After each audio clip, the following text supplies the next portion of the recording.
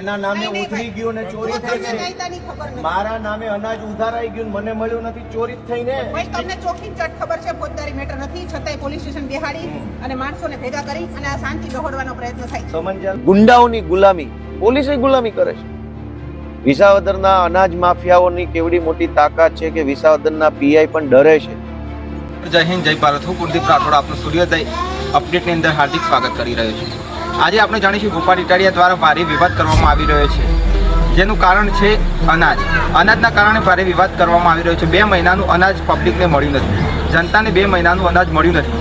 2 મહિનાનું અનાજ ક્યાં ખોવાઈ ગયું કોઈને ખબર પડતી નથી, ગાયબ જાણે થઈ ગયું હોય એ રીતે। અંગૂઠું મૂકીને પણ અનાજ આપવામાં આવ્યું નથી। શું કરશે જનતા આ બાબતે? તે માટે ગોપાલ ઇટાલિયાએ પોલીસ સ્ટેશનની અંદર ભારે વિવાદ ઊભો કર્યો છે। હવે હું એ માનું છું કે મને અનાજ મળવાનું છે, એવું માનીને હું અંગૂઠો મૂકું છું, પણ અંગૂઠો મૂક્યા પછી મારા ભાગનું અનાજ તો મને મળતું નથી। એનો અર્થ એવો છે કે મારી સાથે છેતરપિંડી અને વિશ્વાસઘાત થયો છે।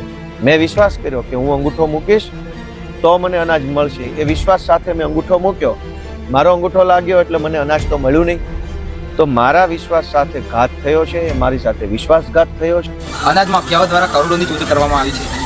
પબ્લિકને જાણવામાં આવ્યું છે કે તમે તમારું અંગૂઠું મૂકો, તમને અનાજ મળી જશે। પબ્લિકે અંગૂઠું મૂક્યા બાદ પણ તેમને અનાજ મળ્યું નથી। તે બાબતે અનાજના માફિયાઓએ કરોડોની ચોરી કરી છે। અનાજની ચોરી કર્યા બાદ કોઈ જવાબ ના મળતા, પોલીસે કોઈ એક્શન ના લેતા ગોપાલ ઇટાલિયા દ્વારા પબ્લિકનો અવાજ બનીને ગોપાલ ઇટાલિયા અત્યારે જનતાની સામે ઉભા છે। તો અત્યારે આપણે ગોપાલ ઇટાલિયાના મુખે સાંભળીશું। ગુંડાઓની ગુલામી, પોલીસે ગુલામી કરે છે। વિસાવદરના અનાજ માફિયાઓની કેવડી મોટી તાકાત છે કે વિસાવદરના પીઆઈ પણ ડરે છે, એને કલમ નથી જડતી। બીજી વાત કે મારો અંગૂઠો દુકાન ઉપર મુકાવી દીધો, ફિંગરપ્રિન્ટ નથી, ચોરી ગુનો છે। કોની ચોરી થઈ? કોના અનાજની ચોરી થઈ? ચોરી કોને કહેવાય? જનતાના। તમે એમ કહો જનતાના, તો જનતાને એનું અનાજ મળ્યું નથી। ચોરી કોને કહેવાય? મારું વાહન બેન નથી મળ્યું એટલે એના નામે ઉતરી ગયું ને ચોરી થઈ ગઈ। કાયદાની ખબર નથી। મારા નામે અનાજ ઉધારાઈ ગયું, મને મળ્યું નથી, ચોરી જ થઈ ને। તમને ચોખ્ખી ચટ ખબર છે ફોજદારી મેટર નથી, છતાંય પોલીસ સ્ટેશન બેહાડી અને માણસોને ભેગા કરી અને આ શાંતિ દોહડવાનો પ્રયત્ન થાય છે। સમંજલમાં પૂછજો, ગુનો દાખલ કરો ને પૂછજો, કઈ વાંધો નહીં, હું ફેસ કરી લઈશ। માફિયા સામેની લડાઈ પૂરી નહીં થાય બેન, મને તો દીવડાવો નહીં। ખોટા માર્ગે ઉશ્કેરવી જોઈએ પબ્લિક બધા વયા જાઓ ભાઈ, બધા વયા જાઓ, બધા વયા જાઓ ભાઈ, કોઈ ખોટા માર્ગે દોરાતા નહીં। મતલબ તો તમે સમજવા જ તૈયાર નથી એટલે કોઈ મતલબ નથી। શું બોલો ને? પણ તમારી તપાસ ન્યા ચાલુ છે, અમારી પાસે અત્યારે તપાસ કરવાની આ બાબતમાં કોઈ સત્તા નથી। તો પછી કેવી રીતે? હું તમને સત્તા બતાવું પણ તમે કરવા કઈ કલમ છે મને કેમ? બધી કલમ બતાવું ને હા તો તમે? કયો હાલો લખવા માંડો, હાલો લખો। ના બોલો ને, અમને યાદ નહીં, રહેશે। બોલો અરે નહીં। અમને યાદ રહેશે, બોલો। ના, જો ના, કલમ ના। હોય તો બોલો। અરે હોય જ જો ભાઈ કારણ વગરનો મુદ્દો ડાયવર્ટ થાય છે, અહીંયા જેટલા પણ છે એ બધાને ખબર છે ફોજદારી મેટર નથી।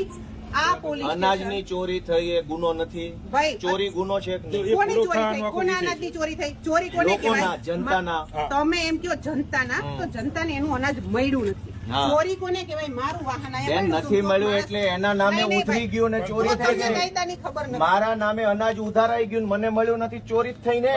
તમને ચોખ્ખી ચટ ખબર છે ફોજદારી મેટર નથી, છતાંય પોલીસ સ્ટેશન બેહાડી અને માણસોને ભેગા કરી અને આ શાંતિ દોહડવાનો પ્રયત્ન થાય છે। સમંજલમાં પૂછજો, ગુનો દાખલ કરો ને પૂછજો, કઈ વાંધો નહીં, હું ફેસ કરી લઈશ। માફિયા સામેની લડાઈ પૂરી નહીં થાય બેન, મને તો દીવડાવો નહીં। ખોટા માર્ગે ઉશ્કેરવી જોઈએ પબ્લિક બધા વયા જાઓ ભાઈ, બધા વયા જાઓ, બધા વયા જાઓ ભાઈ, કોઈ ખોટા માર્ગે દોરાતા નહીં। કલમ મુજબ આમાં પોલીસ ભાઈ થઈ શકે તમે બધા ગેરમાર્ગે દોરાયા વગર વયા જાઓ, જાઓ। અમે તમે અહીંયા બેઠા હોય ને અમે થોડા વૈયા ના, ના, જઈએ. અમે ગેરમાર્ગે હા ભાઈ ના, અમે થોડા વૈયા જઈએ.